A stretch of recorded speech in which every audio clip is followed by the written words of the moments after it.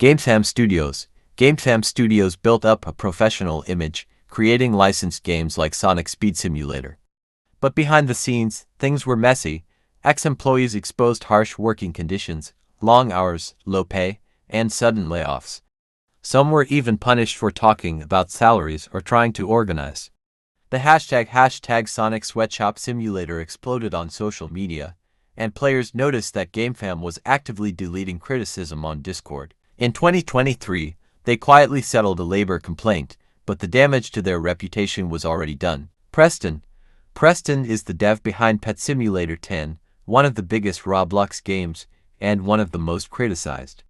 Players constantly call it a pay-to-win trap, with super expensive pets, gambling mechanics, and time-limited offers designed to make people panic spend Robux.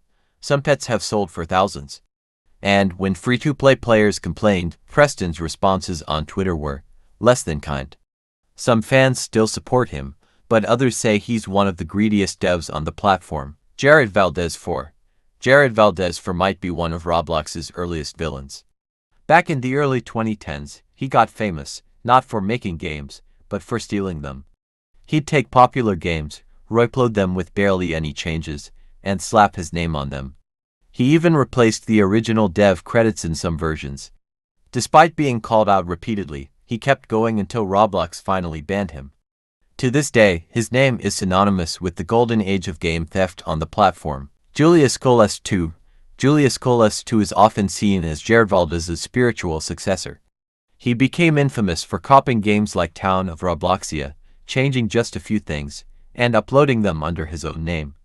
He kept doing it even after takedowns, which made the community furious. People said he had no originality and just exploited the system for attention and Robux. Like Jared, he eventually got banned, but the damage to trust in user-made content lingered. Taymaster and King Frosty. Mad City dropped not long after Jailbreak blew up, and right away the comparison started.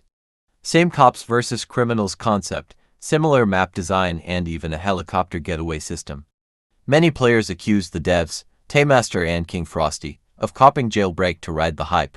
Fans from both sides started beefing, and the devs traded subtle shots on social media. Some players defended Mad City for having more features, but to others it's still just a flashy knockoff. Uplift Games. Adopt Me is one of Roblox's most played games ever, but that popularity came with major controversy. Players, especially parents, criticized the game for being overly monetized with expensive pet drops, constant events, and aggressive limited-time sales that encourage kids to spend Robux. The grind also got worse over time, with pay-to-skip mechanics becoming more obvious. Uplift Games tried to balance updates, but many still view the devs as turning a kid's game into a cash machine. Alex Neutron. Mepsity used to be Roblox's most social game, but over time it became the Wild West of online dating and inappropriate roleplay. Players turned it into a hub for bypass shirts, suggestive avatars, and toxic behavior. For years, dev Alex Neutron was accused of doing nothing to fix it. He rarely updated the game and let things spiral out of control. Eventually, Roblox themselves had to step in and force him to remove parties and clean up the game. To many it was too little too late. Stickmaster Luke is a Roblox legend, known for classic games like Natural Disaster Survival. But over time, fans got frustrated. He stopped updating his games, went silent online, and seemed to abandon his dev career. Some players took it personally, saying he let iconic games die.